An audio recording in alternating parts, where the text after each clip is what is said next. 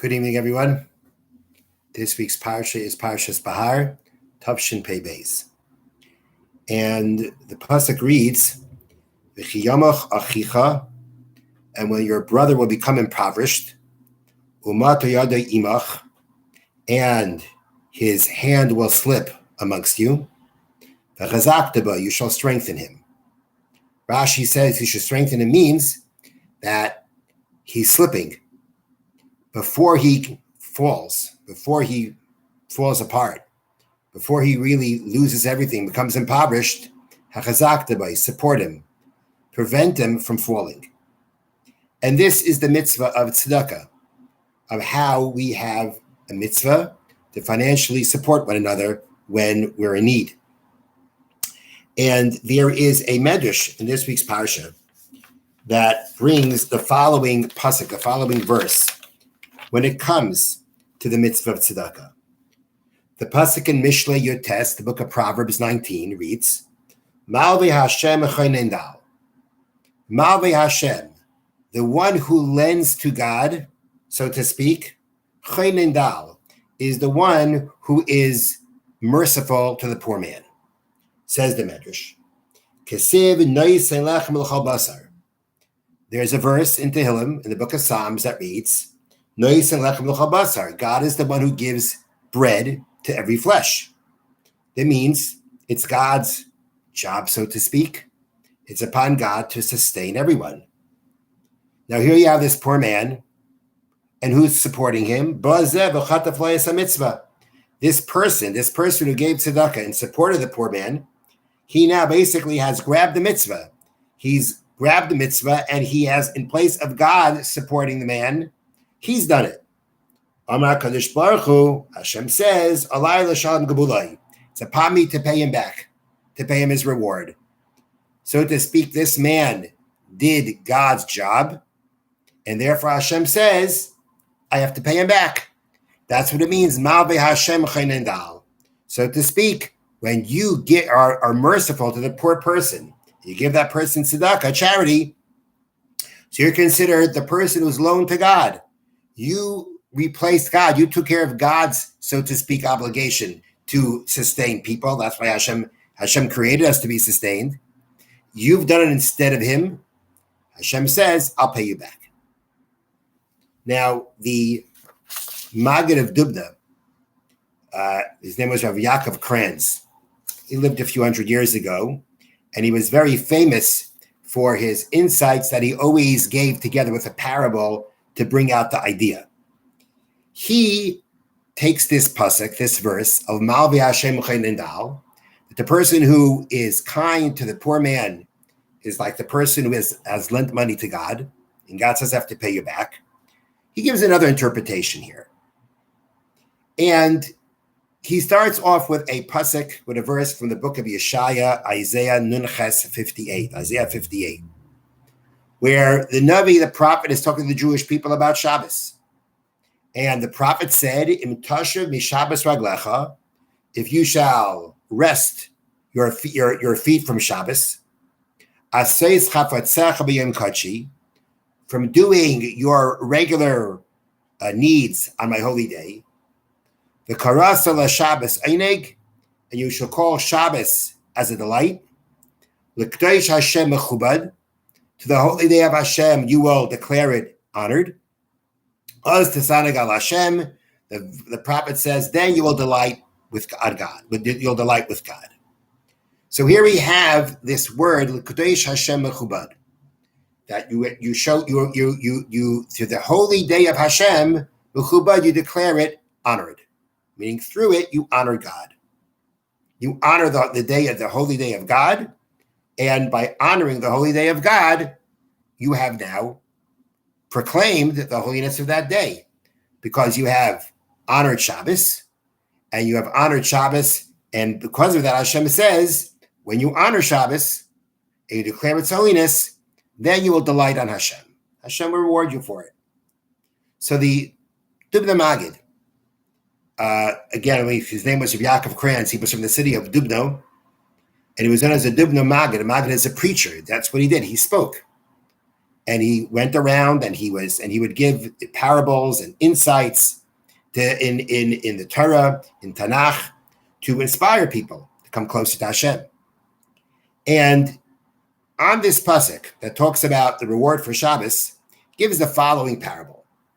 There was once a very wealthy man who had two sons who lived far away. He hadn't seen them for a very long time. One of the sons was wealthy, the other one was poor. And one day, the wealthy son received a telegram from his wealthy father. And the telegram read that your youngest brother is getting married, and I want you and your brother who lives in the same town as you to join me to come home so we can all rejoice together.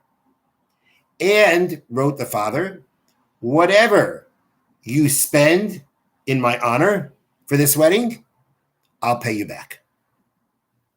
So the wealthy brother read the message, and he, first of all, and he got to work. He went to the tailor with the best material and made a new set of clothing for himself, for his wife, for his children. He got ready for the trip. The day for the trip comes, he gets on the train, and then he realizes, wait a minute, my brother is supposed to be coming. He sends someone, go bring my brother. And the brother comes running, tattered shoes, torn, dirty clothing. He's a poor man. And he says to his wealthy brother, what's the matter? What do you need? And he says, just get on the train. Come on. And that is how they traveled for their brother's wedding. Well, when the day came for the wedding, which was the day that the train was arriving, everyone went out to greet the two sons of this wealthy man who are now coming back for this wedding, haven't been home in such a long time. Everyone went out to greet them, especially the mechutanim. Mechutanim is when your child gets married. So the child, so your daughter-in-law, son-in-law's parents are called mechutanim. So the mechutanim went out also to greet the brothers of their future son-in-law. And the train comes to a stop. The wealthy brother comes out, and everybody's impressed. And the mechutanim turn and ask, who's that? And people say, that are the brothers of the chassan, of the groom. That's the brother of the groom. And the mechutanim say, wow, impressive. Then the other brother comes out. Poor, dirty, torn clothing, torn shoes. And the mechutanim look at him and say, who's that? And they say, that's the other brother. And the mechutanim say, all right, whatever. And everybody goes to the wedding and rejoices. Okay, the brothers stay for Sheva Brachas, for the 7 days of rejoicing that come after the wedding, and stay a little longer. And the wealthy brother then realizes it's time to get home. He's got a business to run. And he goes over to his father, and he says to his father, it's been great to be here. It's time to go home, and I need to leave. And his father says to him, it was great having you. It was great to see you. Have a great trip home. And he walks away. And the son says, hey, wait a minute. There's something not right here. What happened to the deal? What happened to what my father wrote in the letter that he's going to pay me back for everything I spent for the wedding? So the son goes over to his father and he says, Dad, you said you were going to pay me back for all the expenses that I put into coming for the wedding. And the father says, I never promised you anything. And the son said, sure you did. And the father said, no, I didn't. Well, that son held on to that telegram and he pulled it out and he showed him how it says in the telegram, whatever you do in my honor for the wedding, I'll pay you back. So the father said, exactly. It says in the letter, whatever you spend in my honor for the wedding. But if all you could do is take care of yourself and completely forget about your brother to the point that he comes out being an embarrassment to me, then you didn't do anything in my honor. You did it for yourself. And I never promised to pay you back what you do for yourself. I wrote that I will pay you back what you do in my honor. The fact that you didn't take care of your brother means you didn't do it in my honor, you did it in your honor. The Dubna Maggid took this and says like this. The Talmud tells us that on Rosh Hashanah, on the Day of Judgment, Hashem decides how much money we will make for the year. But but what we spend for Shabbos and for Yontif, that's a different calculation. That doesn't come off how much money we'll have for the year. The decree on Rosh Hashanah is how much money will you have? You'll get X amount of money to be able to live off of. But the money that you need to spend in honor of Shabbos and the holidays, that's a different calculation. That's not part of that decree. That is extra. That'll come beyond the decree. However, it's clear that when we say that when Hashem says, Hashem's like that father in the letter. What you spend for Shabbos, I'll take care of. It doesn't come off the decree. It doesn't come off the allotted amount. I'll take care of it. When will Hashem take care of it? If we do it in his honor. If we're not doing it in his honor, doing it for ourselves, then that's not when Hashem says, I will pay you back for Shabbos. Now, one of the most important ways of showing that what we spend for Shabbos is in honor of Hashem, not for ourselves, is when we make sure that not only we, the children of Hashem, we meaning me, personal, the child of Hashem, is able to honor Hashem, brings honor to Hashem in Shabbos, but to make sure that all of Hashem's children can bring honor to him on Shabbos. If you don't care enough to make sure that your brother or sister, your fellow Jew, if you don't care enough to make sure that they could bring honor to Hashem on Shabbos, that means you're not concerned with Hashem's honor, what you spend for Shabbos. You're just doing it for yourself. If you really are doing it in honor of Hashem, you'll make sure that not only will you, the child of Hashem, bring honor to Hashem, but to make sure that all of his children will bring honor to Hashem on Shabbos and have the ability to do so. This is another layer. This is another dimension of the pasuk, Mal v'Hashem chaynen dal.